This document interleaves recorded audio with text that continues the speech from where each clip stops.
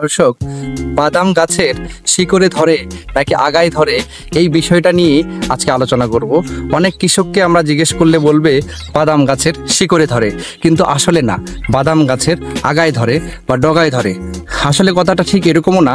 বাদামের পরাগায়ন গাছের উপরে হয় এবং এইখান থেকে যে স্টকটা আছে, যে লম্বা দাঁড়টা আছে, সেটা আস্তে আস্তে মাটির নিচে চলে যায় এবং মাটির ভিতরে গিয়ে এটা ফল ডেভেলপ শুরু করে এবং হলো যে বাদাম ধরে।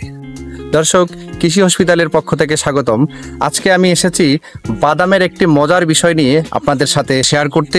সেটা হলো যে পৃথিবীতে সম্ভবত যেসব ফসল হয় তার ভিতরে বাদামই একমাত্র ফসল যেটার পরাগায়ন হয় মাটির উপরে, কিন্তু এই পরাগায়নের ফলে ফলটা ধরে মাটির নিচে। এই অদ্ভুত ঘটনা নিয়ে আজকের ভিডিও। বাদাম সেলফ পলিনেটেড ফসল, স্বপরাগায়িত ফসল হওয়ার পরেও বাদামের যে একটা ইউনিক বৈশিষ্ট্য আছে, সেটা হলো যে বাদামের যে স্টকটা আছে পরাগায়নের ফলে ফুলটা যখন ধরে পড়ে যায়, এর যে স্টকটা আছে সেটাকে বলে পিক।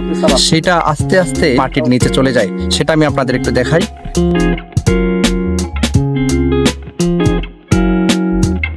তারপরে যে এইটাকে পেক বলে, অনেকে টিউবার রুট বলে, এইটা আস্তে আস্তে ঠিক এভাবে মাটির দিকে চলে যাচ্ছে।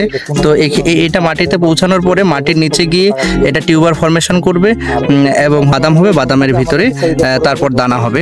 মূলত প্রথমে এভাবে ফুল হয় এবং এইভাবে টিউবার রুটগুলো এখানে মাটির নিচে চলে যায়। তো এই জন্য করতে হবে কি, নিড়ানির পরপরই মাটিগুলোকে ঠিক এভাবে আলগা করে দিতে হবে, যেন টিউবার রুটগুলো খুব সহজেই মাটি পর্যন্ত পৌঁছাতে পারে।